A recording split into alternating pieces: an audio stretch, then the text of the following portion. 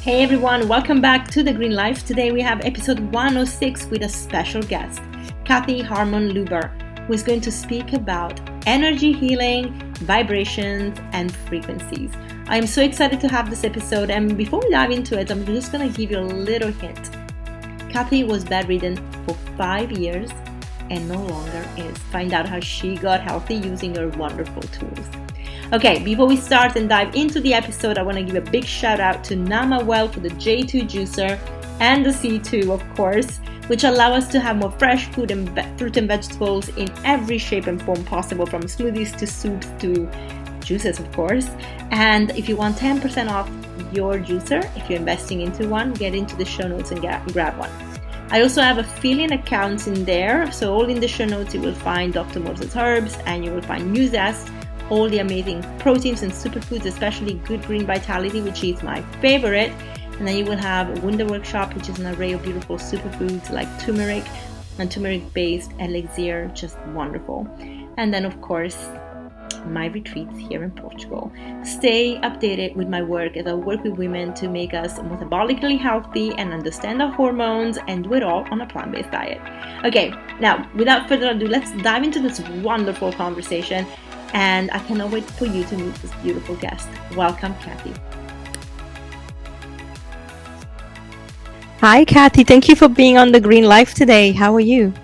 Hello, Chantal. I'm great and very happy to be here. Likewise, thank you for being on. I'm really excited about talking about energy and healing and all the amazing work that you do. So before we get into that, can you just give me a little bit of your background, your story, how you got into this field, how you felt the calling to helping people, and how you actually tapped into the understanding that everything is vibration and energy, and how to work with it? Oh, I love that question. That's so good. A great way to start. Okay, so my story, let me start with that first. I have been on a healing journey for many, many decades myself. When I was in my 20s, I started having extremely bad spinal issues. I was very active. I was athletic. I was a runner. I was really into gymnastics and, just dance and all the things. Very, very active, hiking, everything. I began having these severe back issues that would knock me down for weeks at a time. And I was 21 and went to the doctor. And after a long while of them trying to figure it out, they said, this one particular doctor said, you have the spine of an 80-year-old woman, and you're going to be in a wheelchair by the time you're in your 30s. So, figure out your life is basically what he was saying. I'm happy to say it's many decades after that, and I've never been in a wheelchair. So at that young point in my life, I started looking toward lots of things. I began my meditation practice then. I really began getting into the idea. I was a biology major. So, I have the inquisitive mind and want the research and all the good stuff. But I began to look at energy. And I remember, some Einstein quotes and Tesla about how everything is energy. And it really made sense to me. So I began working with my thoughts and how to harness my mind. So I didn't go to that terrible place, but tried to stay in the light.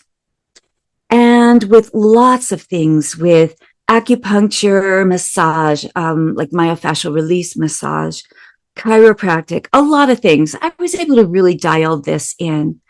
Fast forward to when I was 40, the first disc ruptured. And I was down for 3 months. And then in 2016, the fourth disc ruptured. And it left me bedridden for 5 years. 5 years. And doctors said, you may never recover. This may always be it. You may not ever be able to walk again. And so that was really startling. But I remembered back to that time when the other doctor had said, you'll be in a wheelchair. And I thought, I know how to do this. And what I really leaned into was I'm a lifelong musician, but but probably 20 years ago, I began to get into sound healing. I was a busy executive director of a foundation that helps people with developmental disabilities.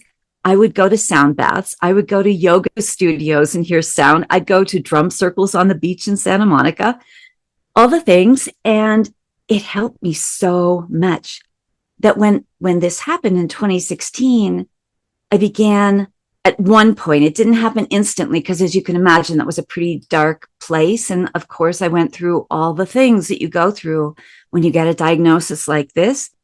But then at some point, my husband, I had been performing classical flute every weekend up until that point in our town. And that had to stop. Everything stopped when the disc ruptured. Everything in my life stopped. Like, I was working a full-time job with nonprofit organizations. I was hiking in our mountains. I was swimming 3 to 4 hours a week. Everything, just dancing, all the stuff. It all came to a crashing halt. And I was very depressed. And I got help, which I just want to say to our listeners, if you're in the really dark place, get help. Yeah.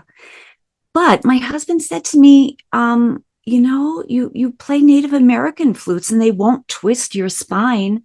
Why aren't you listening to more music? You're just sitting here reading and doing things, meditating. And I thought, yeah, right, of course. Like, why am I not doing my practices, right?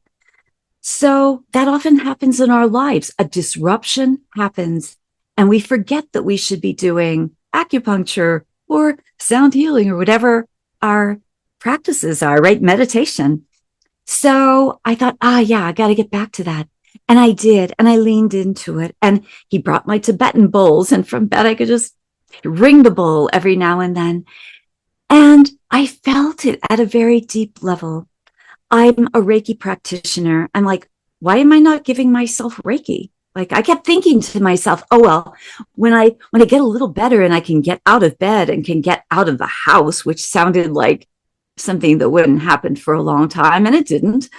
I thought, oh, then I'll get Reiki. It's like, why am I not doing this for myself? So it took a minute for me to remember the gifts of energy healing, right? So I really began to build that into my everyday monk morning. I meditate, I do my sound practice, I do my Reiki practice, and then I would get on with my day because I was still working from my bed flat on my back with my laptop on my stomach.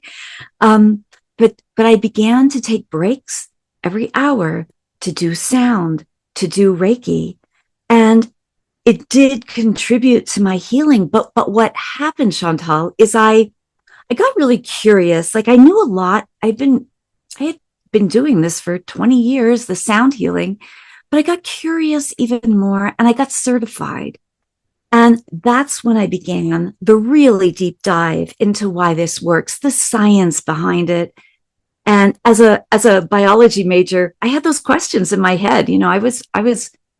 I was using the practice, but I still wanted to know the science. Why does this work? And so anyway, that's in a nutshell what was a very long story. I am happy to say that I was 5 years bedridden. It's now been a couple years that I am walking and doing the things that I love to do. I'm playing all of my instruments. I'm painting at my easel. All of those things were things I had to give up that are now back in my life. And look, I don't think that energy medicine is the one thing that heals us. Everything is incremental. Every bit of everything we do heals us. And so working with my Western medicine doctors, working with complementary medicine, the myofascial release, the acupuncture, all the things I pulled together, all of those worked with the sound healing, with the energy medicine of Reiki.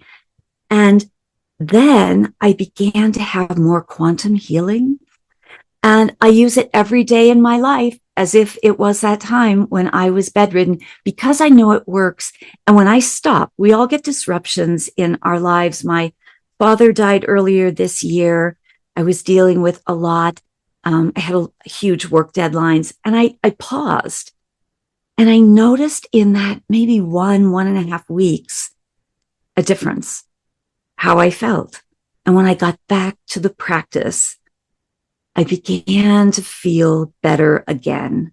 And so I know it works on so many levels. The emotional, and there's research to show this. It works on the emotional level, the mental level, the physical level, the spiritual level. Yeah. So that's kind of my story in a nutshell. Wow. Okay. That's a lot to unpack because I feel like, well, first of all, I do relate to a lot of this, like especially having the tools, but sometimes just forgetting that we can use them on ourselves. And Yes. I went through it myself when in 2019, well, actually, I want to backtrack to 2016. I think it was probably like the year that everything started moving all over the place, like Darker Than Night Yes. of the Soul coming out. I mean, you name it. But I didn't recognize a lot of the signs until 2018, 2019. But what happened in 2019 is that I moved to Portugal because I've been working on a project to open a retreat here in northern Portugal all of 2018, dealing with a lot of stress because I was still working in London and I had my Ooh, routine, I had everything going. And then coming here and basically losing my routine, losing my yes. contacts, losing part of myself in a way. And I found it harder than I thought I would find it because obviously my soul was yearning for the peace and quiet of the mountain life. But I also found myself to be so isolated on top of everything with stress, and then family, it just imploded. And Ooh, I just forgot what I was teaching. You know, like I didn't meditate, I didn't practice yoga, I was eating a plant-based diet, but I went more on the vegan side where like, okay, it's vegan, it's fine, it doesn't matter if it's not healthy, so away from the whole foods. And that has such a massive impact to me that when I actually caught yeah. myself about 2 years after with type 2 diabetes, adrenal fatigue, exhaustion, actually, I couldn't function. My hormones were all over the place. I hit a wall. I was just like, Oh, what on earth am I doing? Like, I had two choices here. You either continue being in this state yes. and you'll be a victim forever and have Yes. a really dark, negative mentality, or you pick yourself up and you get those tools that you know about and you use them. And I couldn't be happier that I did that, not only because I did pick up the tools, but actually I went even deeper into the learning of using them and how to use them, especially with female hormones. And it just changed my life. Now, it didn't come Yes. without a price. It came with a lot of collateral damage, Yes. but you know, but that's part of growth. I think the growing pain, It as my is. therapist calls it. And on top of that, I really want to shout out to you seeking help because right now I'm seeing a therapist too, and I couldn't be happier because I've done a lot of inner work on myself, on my own, but it does feel lonely when you don't have a sounding board that is actually Yes. questioning you, right? So that was such a powerful decision. I think, as you said, somebody's really struggling, look for help. Yes, indeed. I thank you for sharing that story, Chantal. I think so many of us go through this in one way or another. Mm, In my book, Suffering to Thriving, I talk about that decision point. It's like yeah. one day I woke up flat on my back, unable to get out of bed, and I was in a really dark place. And I don't know why, but I just got this message. You have a choice in every moment, Kathy. You can choose to continue to suffer in this dark place, or you can choose something better. Like, what can you choose? You can choose joy. How can I find joy in this moment? How can I find better healing in this moment? Um, like you, I've gone through this with food. I eat a mostly plant-based. I'm a pescatarian, so I eat a mostly plant-based diet. But again, it's easy to slip into things like eating sugar or eating wheat. And yeah, you're still eating plants, but it processed on the sugar side. But anyway, that too is a choice that impacts our health, especially when we become very sensitive, as we continue on our journeys and get all the toxins and things we're sensitive to out of our system. We do indeed become very sensitive and need to pay attention to how our bodies, listening to our bodies. I wasn't listening to my body at that point. And I love what you shared about getting out. There is really, there was something that happened exponentially when I reached out to my therapist and said, I am having a dark night of the soul. And as a spiritual seeker and a healer, I thought I could get myself through it.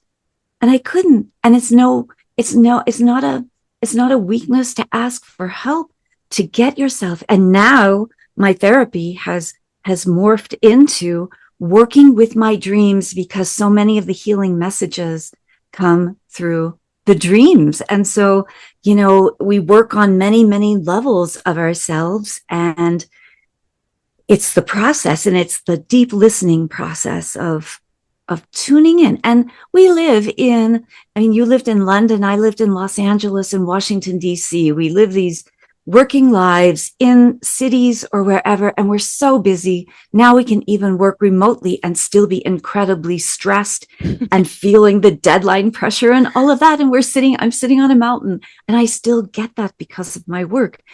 So it's important to really tune in and listen to what I call our inner healer. It's our intuition, our gut instinct. What is my body and my soul trying to tell me? I say in my book, our healing journey, no matter what that is, it could be physical, it could be mental, could be spiritual, could be anything. It could be a divorce. It could be a breakup. It could be any kind of disruption in our life that requires healing, right? So our healing journey is embedded, of course, in our life's journey, which is embedded in our soul's journey. And thus, the healing journey can be a portal that opens a door to something different. But we have to ask the right questions. Like I was in that place, as I'm sure maybe you were too, is why is this happening to me? What is going on? I thought this would be better. What is going to become with my life? You go through all the wrong what ifs. But what if we ask the question, what if this healing journey is something better in my life that leads me to a new life purpose? Working with nonprofits, being of service to the world, I thought that was my life purpose. I had a different life purpose. It was to bring this message. It was to bring sound and energy healing to people. And so I look back at that terrible health crisis and those 5 years and say, I am so grateful for that. It put me on this new, more healing path that is reaching thousands of people with a better message. But we asked the new what if question. What if it leads me to a better life? What if it gives me a window to explore everything I've ever been curious about? What if it's a moment that allows me to study, to learn new things, to see the world in a new way, to expand a practice I love? Those are the what if questions that are really hard to see when you're having the dark night of the soul, or just a bad day. Frankly, we all have bad days. I still have bad days. I'm making it sound like I'm living on a mountain, living this amazing, blissful, perfect life. And I'm here to tell you, I still have bad days. I still have bumps in the road that I go, what is going on here? Right. But if we ask those questions of, okay, how can I see this in a different way? What is the lesson here? What is the opportunity for growth? Then we're on a new path. And one of my teachers, Sylvia Nakach, she teaches, her book is Becoming Your Voice. It's vocal yoga, but vocal yoga as a practice of finding source and finding connection to the divine, right? But she loves to say the antidote to fear. And when we are on the healing journey of any kind, we have a lot of fear. Fear is sitting with us a lot of our days. The antidote for fear is curiosity. When we go down that rabbit hole of what makes us curious in our lives, are you interested in sound healing or energy healing, or just a new road, a new path to healing? When we follow that curiosity, it takes us one step on the new path to a new life. And that's how I would describe my journey. I became very, very curious about, why does energy healing work? Why does sound healing work? And that was one step one day. And the next day I took another step. And suddenly I was on this entirely new path of devoting my life to this, not just doing it as what I would call even a Band-Aid on my life. Prior to that, it was just something I turned to when I was really anxious or fearful or whatever and needed grounding. Now it is the path I walk every day. So it was a real big shift, but it's about getting curious and listening to what makes us curious and following it down the rabbit hole. There's nothing wrong with that. That's how our intuition speaks. I think it was Wayne Dyer who said something like, if prayer is us speaking to God, God speaking to us is intuition, or something like that. Yeah. Yeah. Love that. I mean, I love how you say the antidote to fear is curiosity, because a lot of times we hear and parrot the antidote to fear is love. But actually, if we notice that too, but if you notice 2020 and you remember what happened then, the people that didn't get overwhelmed by fear, overcome by it, and stop by it, were people that were searching and researching what was going on and finding answers, and talk about rabbit holes. It was like one after the other. And those were the people that are like, this is not right. But anybody that just took everything at face value, especially from the news, and they were engulfed in fear, they even refused to look at options, right? So curiosity is definitely a saving grace and a very good force to work with when you don't want to be in one state and get stuck there. But I guess there is also, we are all traumatized in one way or another, aside from our personal trauma, societal trauma. I mean, whether we realize it or not.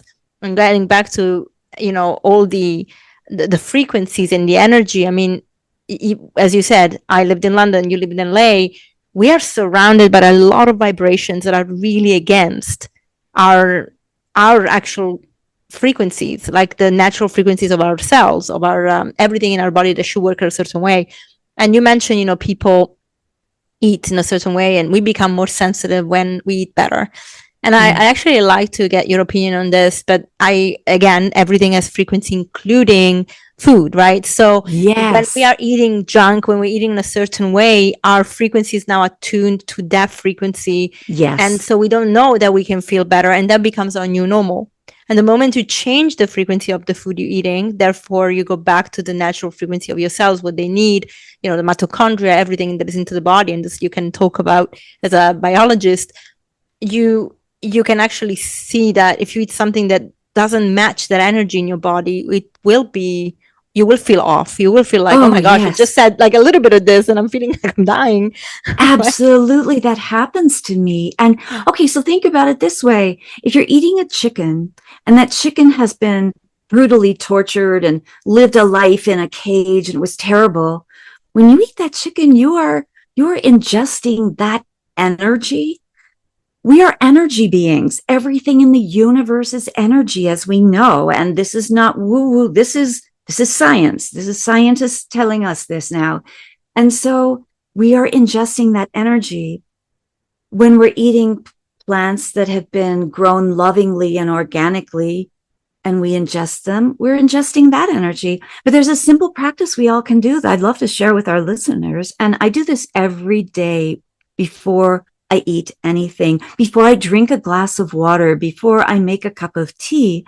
And that is very simply with awareness, blessing the water, giving thanks to the water before you boil it for tea, giving thanks to the tea leaves for bringing you nutrition, blessing and thanking the food. And when I bless and thank the food, I also thank and extend the blessings to the farmers, the farm workers, the grocery store people, the delivery people, everyone in the line of bringing us this nourishing, organic, nutritious food, and share the blessings with the world. It takes all of, 10 seconds maybe to just tap into that and really feel the blessing in your heart. and the gratitude in your heart, and share that and bless what you are eating, whatever your belief system, just bless what you are eating, and it changes the frequency. We know this because Dr. Emoto, who wrote the wonderful books on the beautiful frequency of water and snowflakes and plants, and how when they were spoken to with words of hate and anger, that when they looked at snowflakes or water molecules under the microscope, they were very, very disorganized, chaotic. When they spoke words of love and appreciation to other water or snowflakes, they became their beautiful sacred geometry selves. And children do this in school now with plants. One plant gets all the words of hate. One plant gets all the words of love. And over time, they look at them, and one plant, the plant that got the hateful words, is withering or just not thriving. The other is flourishing. Think of the words we speak to ourselves. I healed this a couple decades ago, after hearing about this research. It was like, I will never say an unkind, or not even unkind. I wasn't really doing the unkind, but judgmental word to myself, because it affects our cells at the cellular level. And sound scientists now know this.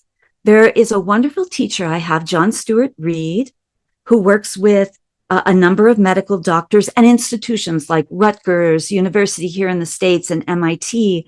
There's a man by the name of James Jimzewski at UCLA, University of California, Los Angeles, for our international listeners. And he is doing work at UCLA with doctors and other scientists. And they have found that every type of cell in our body, heart cells, brain cells, have their own frequency of sound that they emit. And when those cells become sick, lethargic, otherwise dying or not working, what reinvigorates them is that frequency that is played to them. And they watch this, under the microscope, the cells come back to life. So think about our own bodies. The words we say to us matter. The sounds we surround ourselves matter. And one of my teachers, Puma Freddy Quispe Signona, he is a teacher of Andean shamanism. And he always says, pay attention to your breath. You could be in a city. There could be lots of negative stuff going around you, even scary stuff. Where are you sourcing your breath? You can breathe in the collective negativity, or you could breathe in, we're thinking, visually now, you could breathe in the energy of that tree on the corner, or of the sun, or of the moon, or of a planet, or of a crystal. You can go in your mind to a beautiful place, a beach, a mountain. Breathe the energy from there. And that visual has a different frequency than the energy of the collective negativity around us, right? So these little practices that I've just shared, 2 little practices, also the practice, as John Stewart Reed would say, the practice of listening to music you love is healing. So surround yourself with that. Spend time with it, even 5 minutes. Our brains come into entrainment with sound in 4 to 5 minutes. So spend 4 to 5 minutes listening to music you love. We all have time for these practices. We just have to remember. Do I forget? Yes. I've gone through really stressful deadlines with work, and I'm working around the clock, and it's like, where is my practice? What am I doing? And I have to remind myself to come back to it. But they take seconds, and it's about the intention. They also say, Dr. Jonathan Goldman, intention and sound frequency equal healing. Yeah. It's that simple. Make an intention. Listen to music you love, or be in sound that you love. Make sound if you have a Tibetan bowl.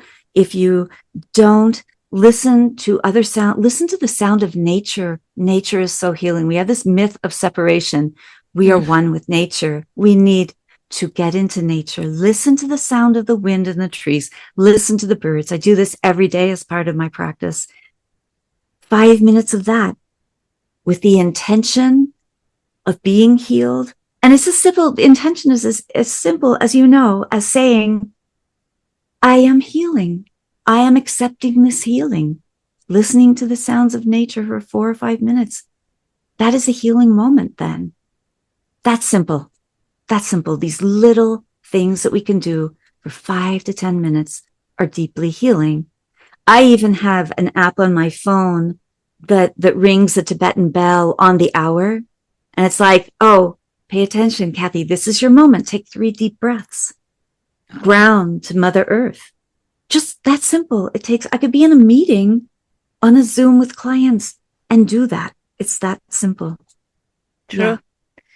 I have a question about sound healing with bowls, because I have them too. And I've noticed that, you said you weren't doing Reiki on yourself. And I mean, I honestly struggle to do Reiki on me. I can do it on anybody, but I can't do it on myself. It's hard. I just feel it's hard. Yeah. I'm like, okay. And, we passed the first level by doing it on ourselves. And I was like, okay, it's fine. But I always found it very effortful. And instead doing it on other people, I just found it effortless. But one thing that does ground me, the one thing that really helps is that with the Tibetan bowls, in fact, actually, the way that I do Reiki is not the classic Reiki. I do use the sound bowls while I do Reiki. So it's a healing and sound. Yeah. Because I feel like it's more powerful. Crystals. Mm-hmm. Yes, and crystals. Yeah. It's more powerful. It's more connective. It's more aligned. It just it gives it an extra than just you. Because also sometimes if our energies are not the highest level, and sometimes it happens that you're just tired or whatever, you can't, it's really hard to channel that kind of energy. But the bowls really do have such a powerful frequency. So can you just give to the listeners that maybe don't know Tibetan bowls an introduction of what that is? And then I would love an introduction also about Reiki, because a lot of people, again, never heard about it. And I heard people are like, yeah, it's woo-woo stuff. Now, we know that quantum physics is a science. We know that, as you mentioned, Einstein and Tesla, they were actually working with quantum, but at the time it wasn't even called quantum because nobody knew about it. Now there is actually, you can go to university and study quantum physics, which is fantastic. But it takes time, and a lot of people just are not educated. And I guess also in the traditional, or I should say mainstream, because traditional is more like actually what the wisdom was taught traditionally. In the mainstream education system, we don't learn that. We learn there is physics, there is biology, there's anatomy, there's physiology, but nobody puts it together and talks about what is a quantum field? What does it mean for energy never to actually die but transform? And people don't know these things, so they think is a little crazy, right? So yeah, if you can give the explanations of these two. So why Tibetan bowls have such a power, what they are and how they work, and also how Reiki does the same. Yes. Okay, I'll answer both of them together because it is the same kind of thing. Why does this work on our bodies? We are energy beings. The entire universe has been proven to be energy. Everything, a crystal, a Tibetan bowl, every tree and plant and everything is energy, and everything has a frequency. We can have a high frequency. We can have a low frequency. Our bodies are 60% or more water. Water is a better conductor of energy, especially sound energy, but also Reiki energy. Than air is even, right? So just let's take those two things as our foundation for this. So Tibetan bowls, like all sound healing instruments, they all have a frequency. The Tibetan bowls and others like crystal bowls, but the Tibetan bowls in particular, see, our ancestors knew about sound healing for thousands and thousands of years. Shamanic practitioners have been using sound for 80,000 years. We find remnants of their drums and rattles and shakers and things. So we know this. This is the archaeological record. This is not Kathy just making up the 80,000 number. This is a real thing. And so, but then you think back to Chinese medicine, Tibetan and Nepalese medicine, medicine from South America, indigenous America, Celtic shamanism and other things.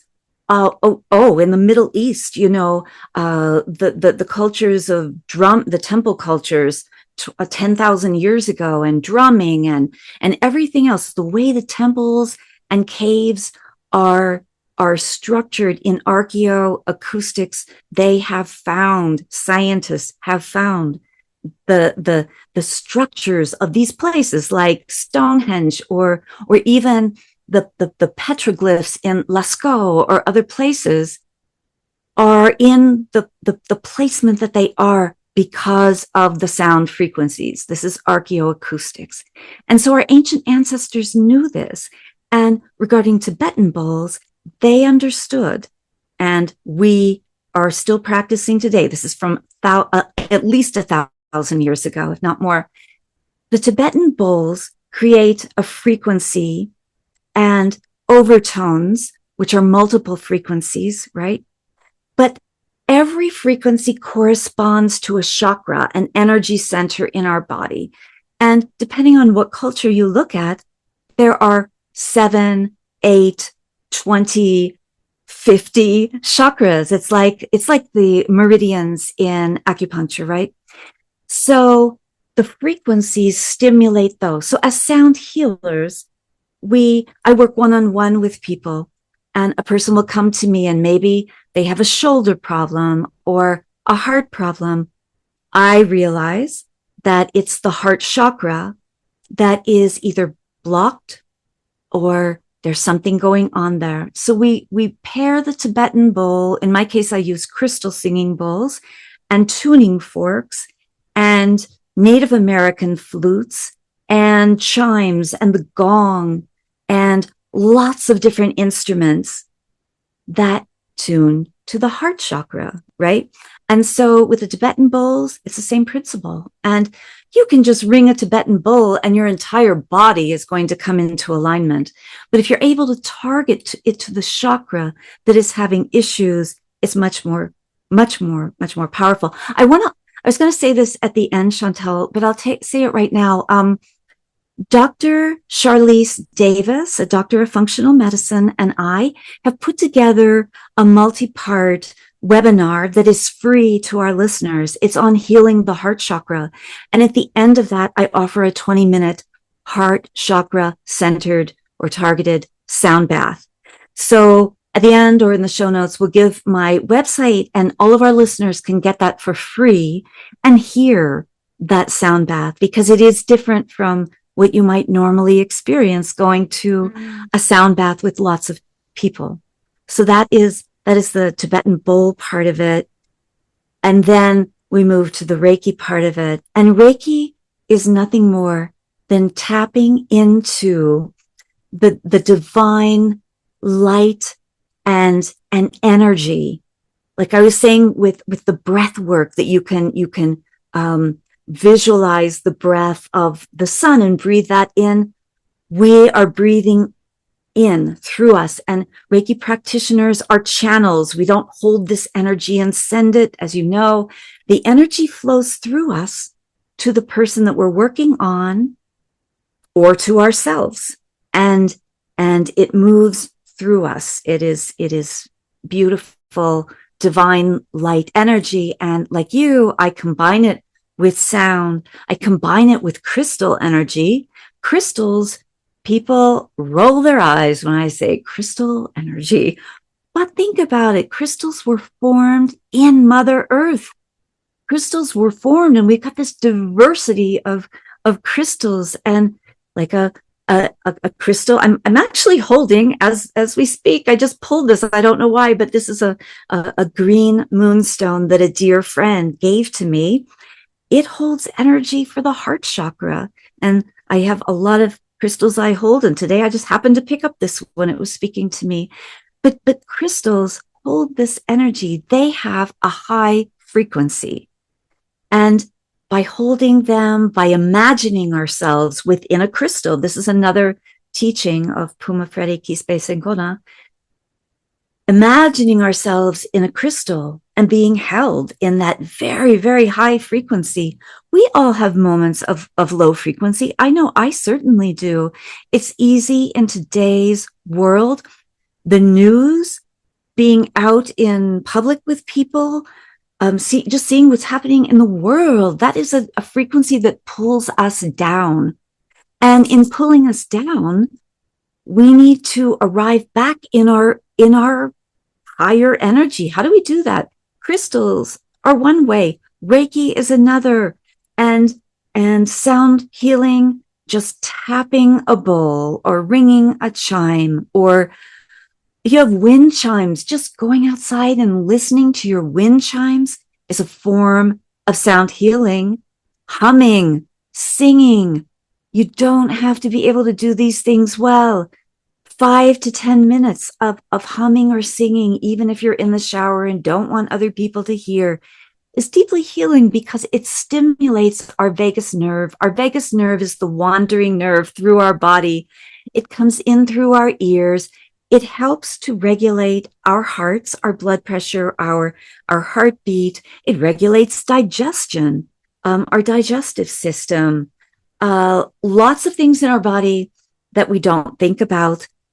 Our vagus nerve is responsible for that. And so I think it was Jonathan Goldman who said, when we do sound healing or sing or hum, it is like a massage for all of our internal organs.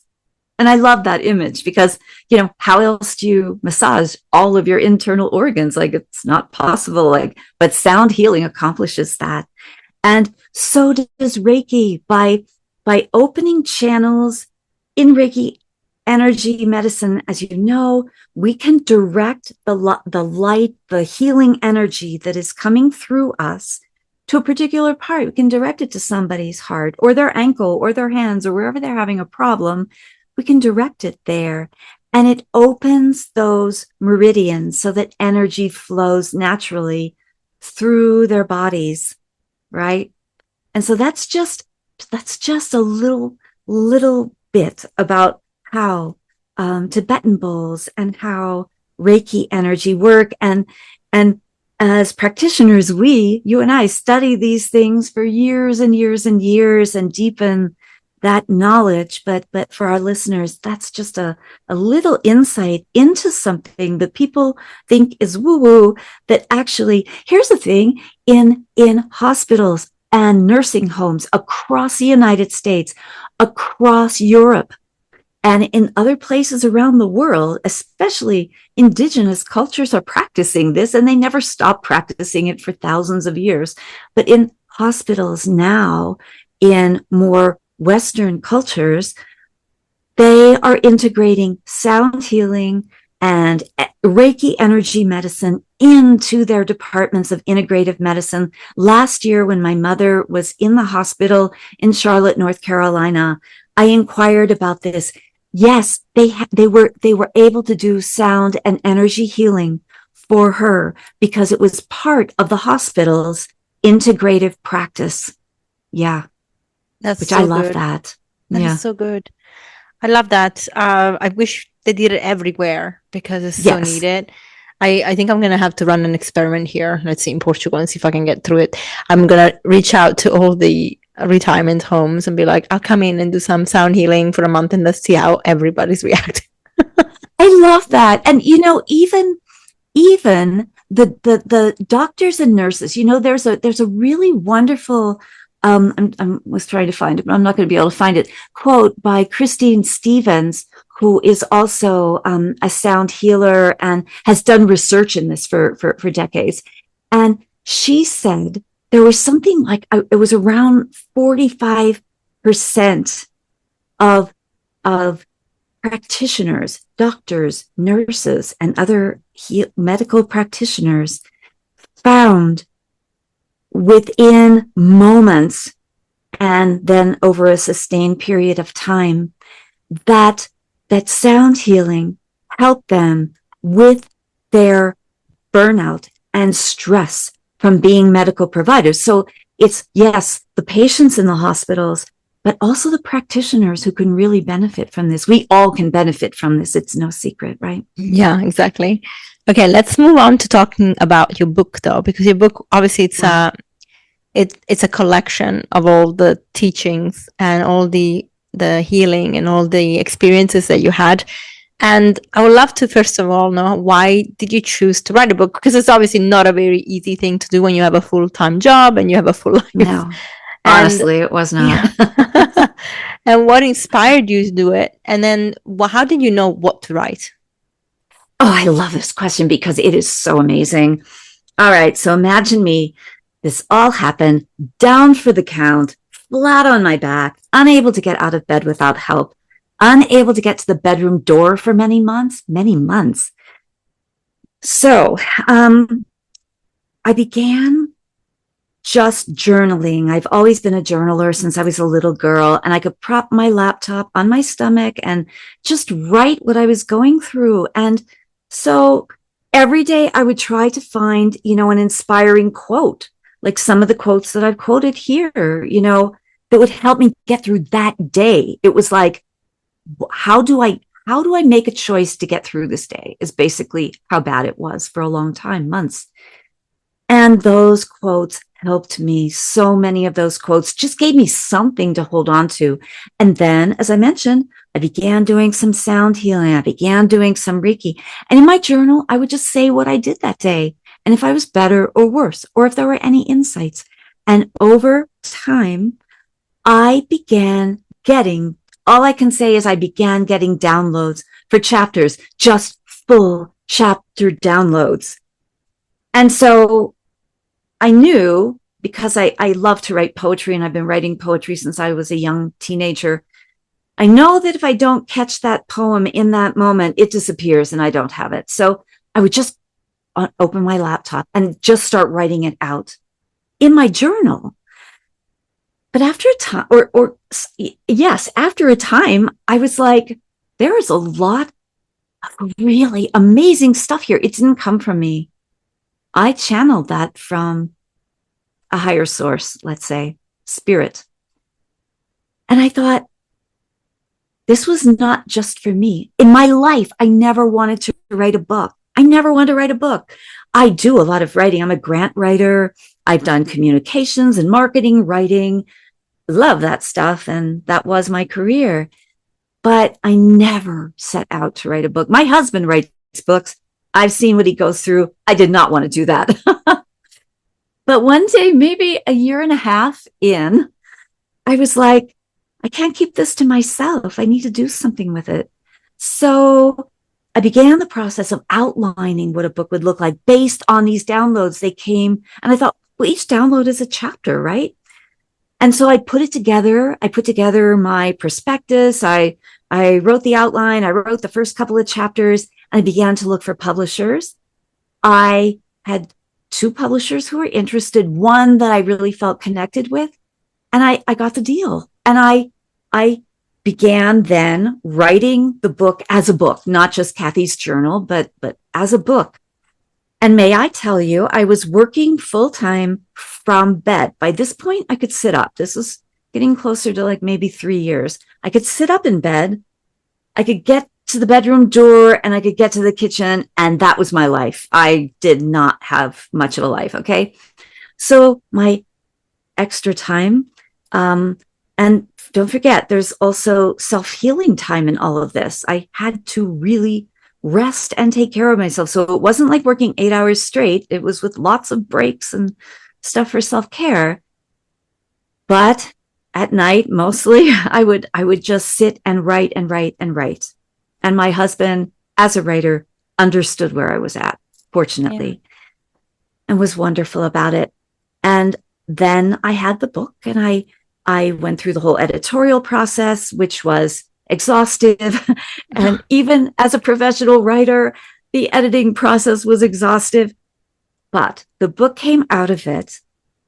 And my publisher said, you can't just publish this book and that's it. You have to really promote it, get out there. We want you to do podcasts. We want you to do social media. And I was like, up until this point in my life, I am the behind the scenes person at nonprofits. Even as executive director, you let other people come forward.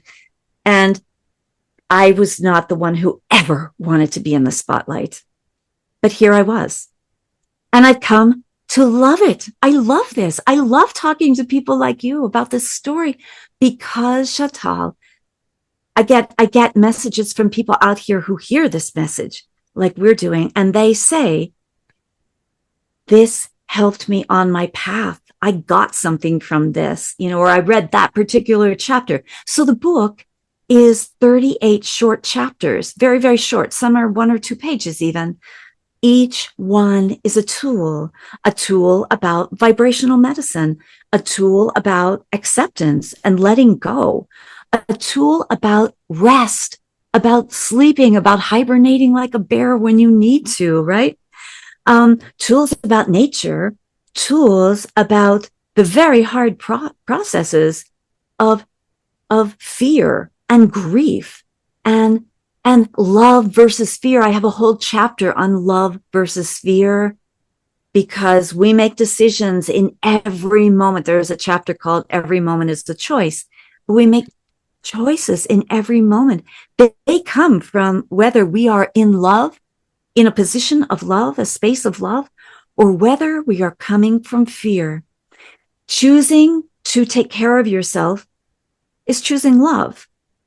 Choosing to eat processed food and fast food in a moment of, I don't have time for anything better, is a moment of fear. It's choosing fear because you're coming from a moment of lack.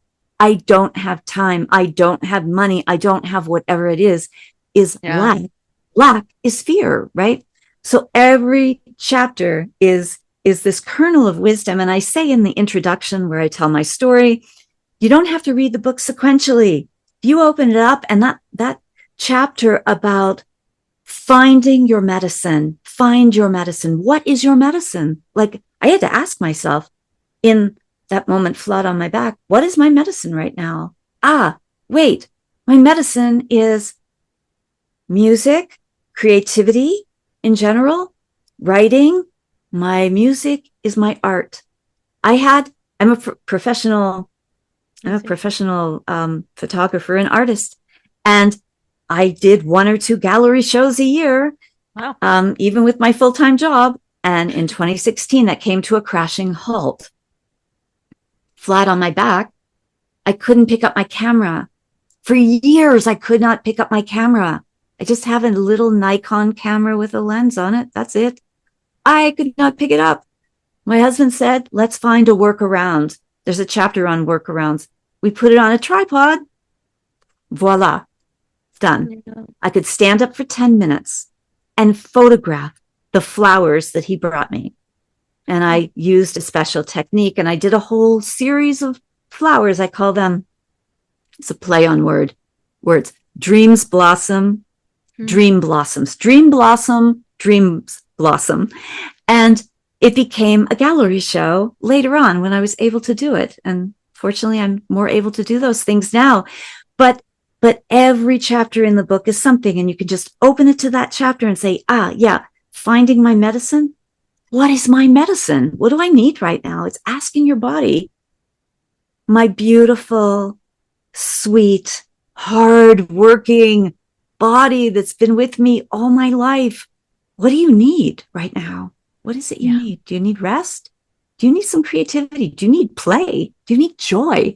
Yeah. All of those are chapters in the book on how to explore this place that we get into that is just, frankly, really hard.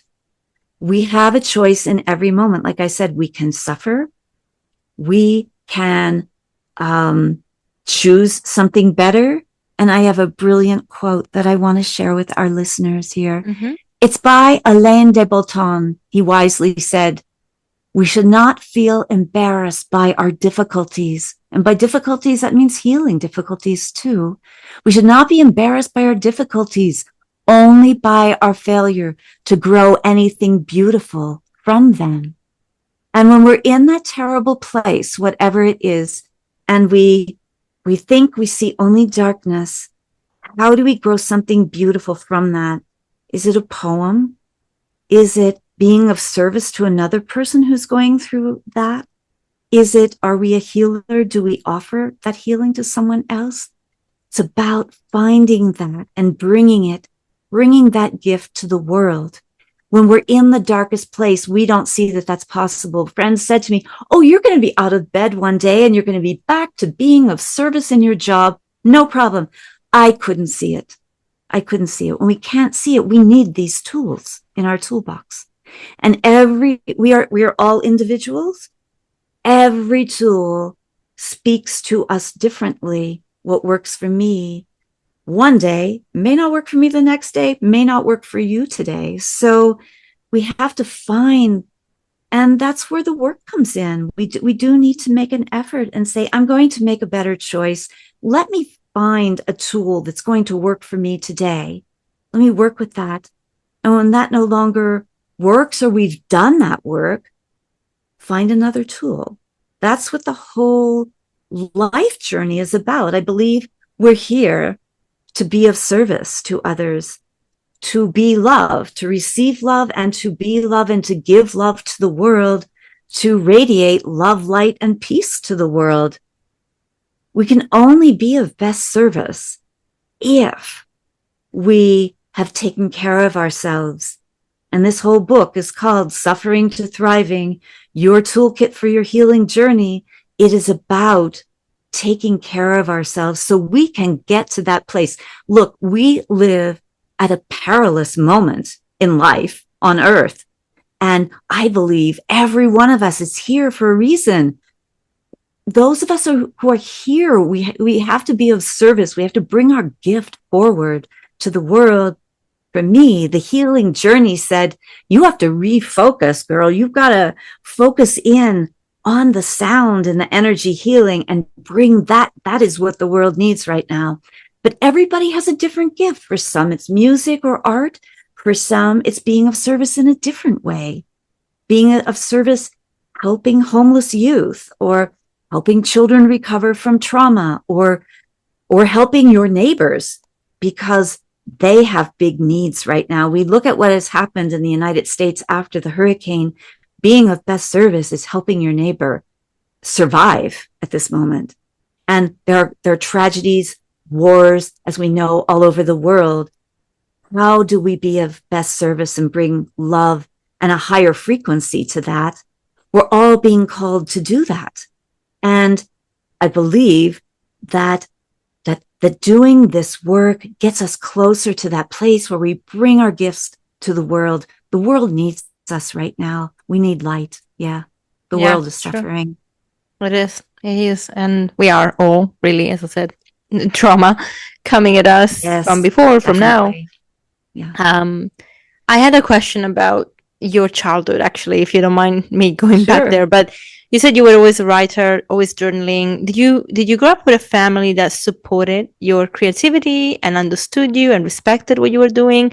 Or do you find that you had pushback and you had walls and actually journaling became a way for you to deal with frustration rather than actually fostering your creativity?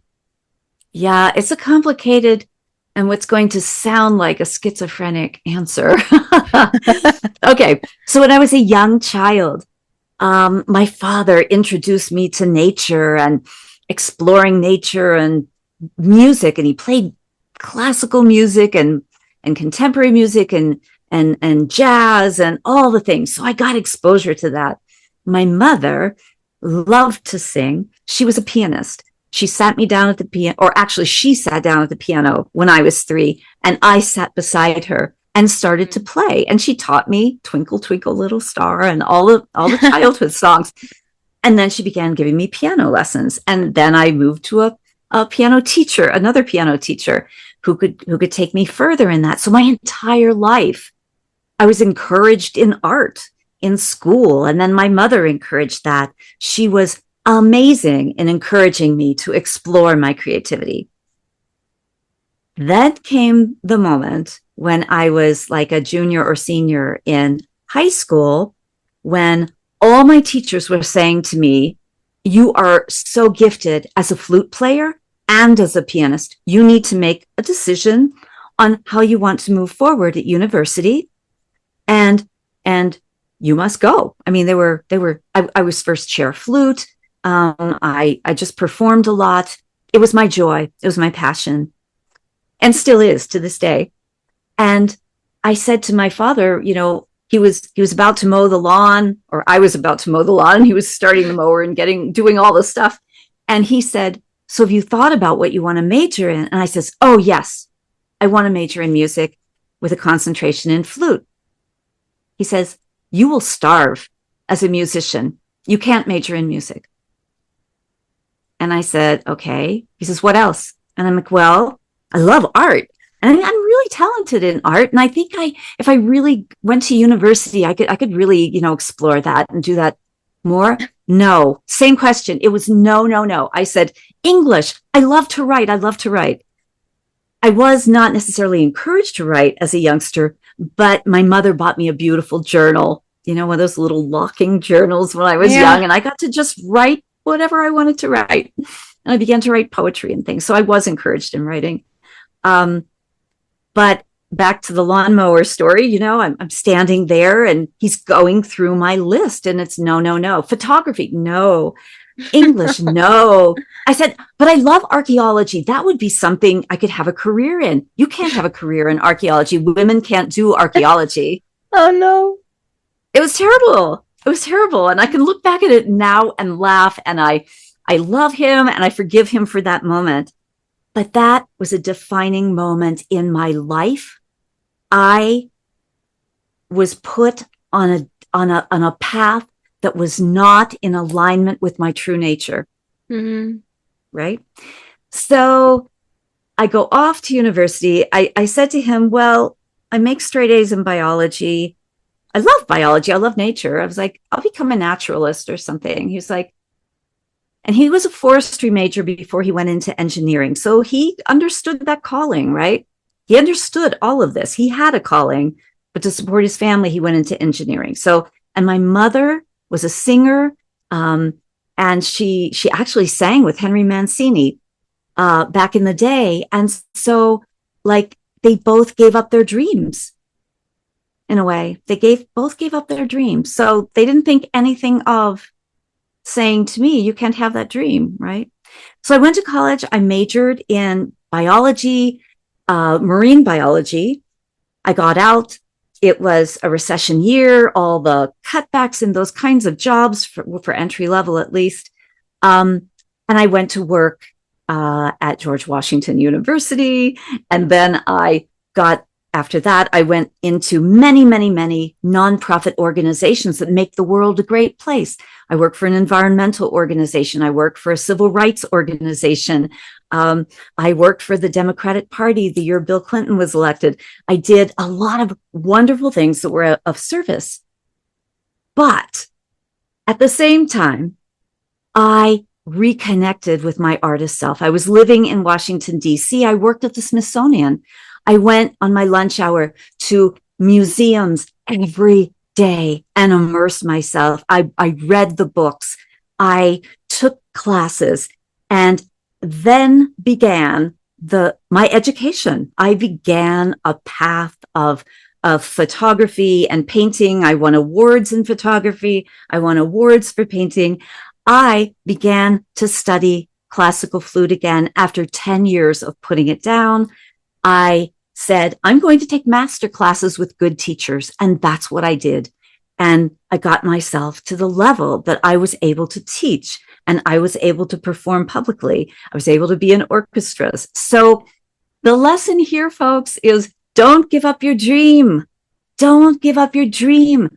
Find your gift. Tap into your gift. We do that by getting quiet. We need to be still and listen to what's speaking to us. If you love doing art, music, if you love knitting, if you love gardening, whatever it happens to be, if you love rock climbing, follow your passion, follow your bliss. Yes, you may have a full-time demanding day job, but make time for your passion. Make it as much of your life as you can. and offer it to the world. Don't hide it under a rock, Yeah, beautiful. Follow your bliss. Yeah. Thank you for that. Again, we're aware of time, so I would love to know, how can people reach you, work with you, find out about your work? I mean, I know we're going to put in the show notes the link to your course and the meditation or guided sound meditation. And also, I'd love to know how people can work with you, because I feel like that would be such a helpful thing for a lot of the listeners. Beautiful. Thank you for that.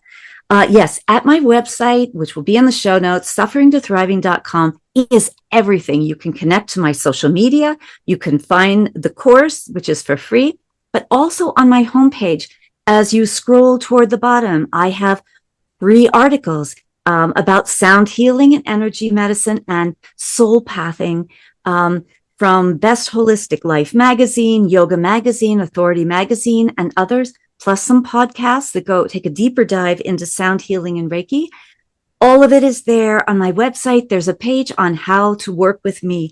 And I love working one-on-one with people where we do a sound bath and Reiki energy session that is targeted specifically to the health concerns that you're having right now, or concerns for relaxation and anxiety, whatever your traumas, dealing with childhood traumas and ACEs, adverse childhood experiences. We all have that. So all of that is at my website, and I love working with people one-on-one. So thank you for including that. Of course. And you can do it online too. It really doesn't have to just be in person, right? Oh, yes. In fact, online through Zoom, I've got Zoom professional sound and a professional microphone. And if people wear headphones, it is as if you are there. You feel the energy of the healing. And in Reiki, when we become Reiki masters, we are adept at being able to send Reiki healing energy at a distance anywhere in the world, right? Distance Reiki. And it doesn't even have to be on Zoom. It can just be done at a select time that we choose. So yes, all of that can be done through Zoom. And I've been doing that for many years, since the pandemic, actually. So I welcome that. Thank you. Perfect. Thank you so much. It was such a pleasure speaking to you, and I really value what you shared. And there are so many points that I could have gone into. If we didn't have time pressure, I would have gone into them, but maybe we can have another conversation another time. I'd love to talk about even ancestral healing, something that I think would take probably a whole show on its own. It would. I've delved into that with a lot of teachers. So yes, and I even have an ancestral study group. So I'd love to talk about that. And it has been a delight to have this conversation with you, and an honor. So much gratitude and blessings, Chantal. Thank you, Katie. See you soon. Bye. Thank you, Kathy, and thank you everyone for staying on the episode. I hope you enjoyed it as much as I did. I can't believe how quickly the time went, but also how we really need to come back to this guest and talk about ancestral healing. This is something that really resonated with me, and I think it came up in the conversation a little bit, but we have to dive a little bit deeper into it. Now, you couldn't see this if you are listening to the podcast, and you didn't hear this as we spoke about it after, but there was a stone that Kathy had in her hands, and it was related to the heart. And it was so funny because she never picks that one up. When she does recording, she usually gets a light words to help her be clearer. But today was called to that specific stone. And I've been going through a little bit of heartache and challenges with my heart, and that stone is a heart stone. So it was amazing. She didn't know me. She didn't know any of it. And I am not surprised that that's the stone that she had in her hands. And when she told me, I was like, oh my gosh. So after the show, we had a conversation about that too. It is awesome. All right, guys, if you want to learn more about Kathy, go into the show notes. I've linked everything there, her website, free course, as well as her book. And if you can support her and work with her, please do so. And I will see you next week. Don't forget to put your reviews and share the episode everywhere so your friends and family can follow us too. Lots of love. See you next week. Bye.